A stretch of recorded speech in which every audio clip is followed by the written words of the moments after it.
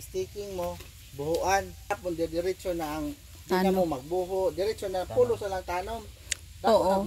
Ang purpose ko love kay para mag-moist iba diri na hiya nasisirakan nga ni diri na an iyahan roots diri hiya duro stress og kuan tapos kay pag kuan ha igba kuan man ti kuan na ba serum na so mabugnaw na it iyaha kuan so diri na hiya duro na stress also asya advisable kulop magtanom. Matanom ini kahapon pagka sunod adlaw pagka ugma nga walay ulan pagkahapon buwan na po adlaw na po the next 1 month pero kay bagan mas maayo mag-rainy season naman liwat maupay makauwan og mga 2 ka oras kabasa o kana bisan pag mga 2 ka adlaw dili buwan.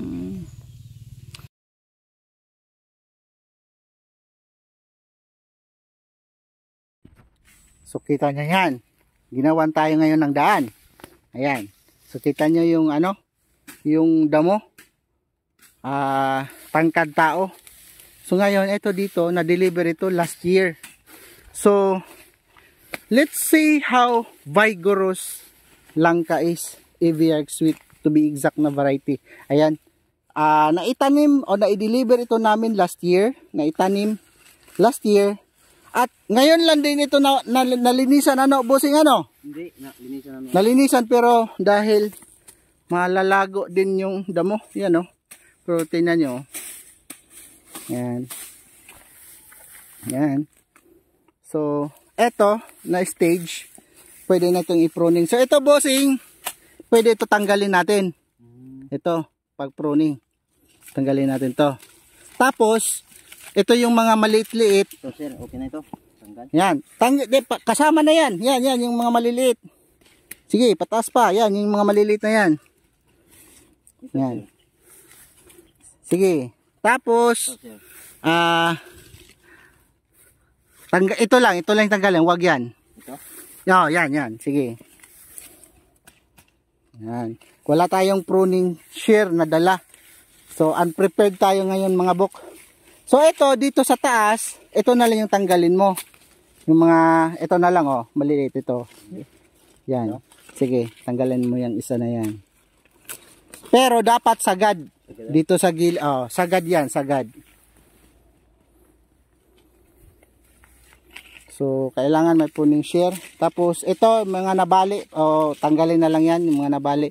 Same pa rin, sagad. So yan. Tapos, i-umita lang natin yung maliliit. Ito. Ito, itira na to yung malalaki. Ito na lang yung maliliit. Ito. Ayan. Para umaliwalas. Ayan. So, kung dumako na hiya, ang mahitabo, pwede nini mo mahimong hagdanan. Pagsaka. Para Oo. So, amo lang itong pag-pruning. Pwede tanggalan nito iba, depende na lahi mo, waray man sini. Ini nga masagad nga mga gagmay, tanggal na ito hiya. Okay. Tanggal na ito. Ayan. So, yung ibang video, nasa cellphone ni Mrs. siya yung kumuha doon kasi nagdi-demo ako doon kanina. So, ayan no, sobrang tirik yung araw. Haba pa yung damo. May iba yan no. Mangga yan. Ito mangga din. Yan. So may area doon na ano, lahat langka andun sa video ni Mrs. nag-sticking tayo doon. Oh, so kita bossing oh, nagmalimpyo na kita no. Bagan di rin nahiya buringit ba. So ang pag-pruning naton waray mali. O waray sayop. Dipi bagan laban tao ba nga aton arutan. Kay hataas ng buhok para gumawa pa mo gyapon niya. So inihiya pa ini, tanggalon tayo inihiya, so galiton. So wara ito niya kuan. Ano ato nga mga sing pa mga bungot ko na ini ang mga gagmay. For example ini bossing oh, inihiya, sige. Inihiya ibilin, so inihiya nga sanga, tanggala oh. So tanggala ito, di kita. Medyo mag-aliwalas ito niya dahil kuan. Hinay la. Yan. So wara mga tapuning share, to na lang. Kita mo oh. Amo gyapon itong pag-amo ito ng pag-pruning naton. Ano, kita mo. Ade. So ini din he, for example, ini gip ini oh. Pan, dire tay puton. Ini nalawat ini nga mga kuan. Nga dito. Yan. So kita mo, medyo nag-aliwalas na daw ano. Oh, see? Nag-aliwalas na. Ito importante kita busing oh. Kanina kung nainit halos diri nakatagos diyan adlaw. Sa init. So ito niya nakakuha na yan na. Yan. Oh, yan oh. Ba? Finished product na.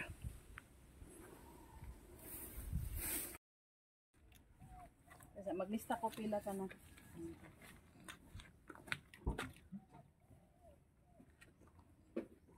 Ang huli na ko ay item usa duha to. Ano to iba? Awa di pan man to. Dwarf coconut, ma'am. Bangin dadang. Nakadalang printed guide din hader. Printed guide.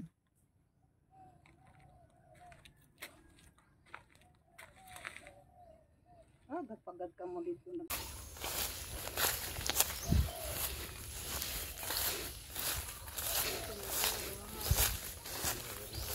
Gwapo na nga di.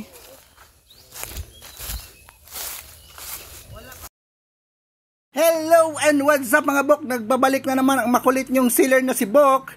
So for today, ayan, andito tayo ngayon. Magde-demo sa farm ni Sir George. So pangalawang balik na po natin ito dito. May existing na pong nakatanim dito na AVR sweet. So as you can see sa bungad ng ating video, kayo na po ang mag-adjust ng dialect namin ha.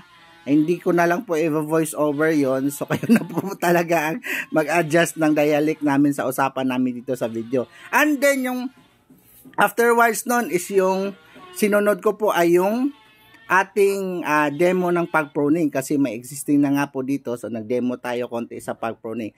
Well, anyway, eto dito ngayon, pinapaliwanag ko na ito dito yung pag-plotting natin sa additional order ni Sir George ng mga AVX sweet tsaka dwarf coconut. So ito na area na to dito na nakuna ni Mrs.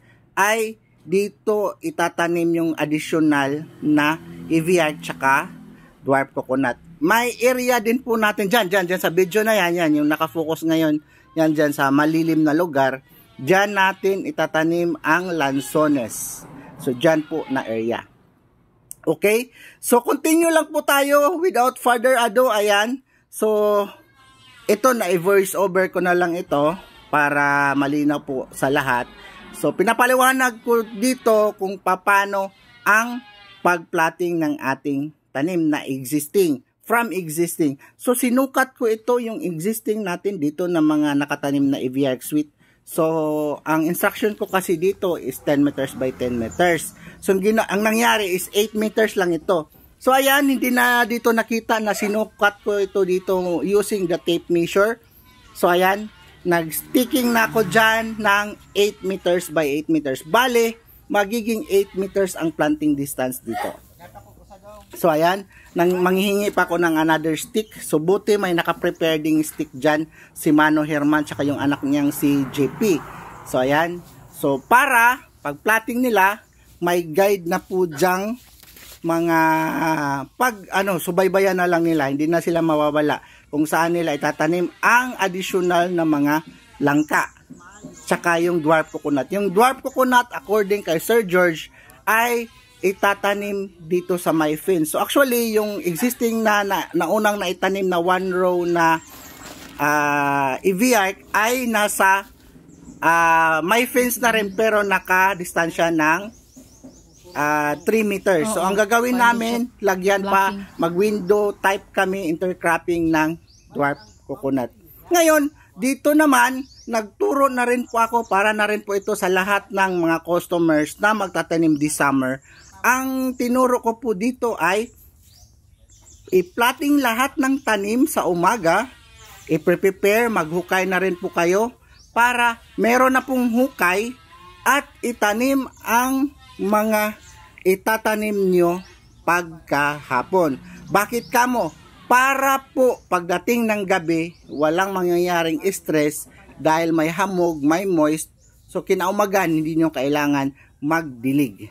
So, sa butas naman, pag tanim nyo, kailangan nyo po yan, diligan ang butas tsaka yung tanim bago takpan. Sa hapon po ha, sa hapon po talaga ang pagtanim. Wag na wag gagawin sa umaga ang pagtanim. Para pagdating ng hapon, may moist siya sa madaling araw at Bagay niya ko, sigurado ang na cherry mabubuhay siya. blossom. Okay, yan lang po mga sir, mga ma'am.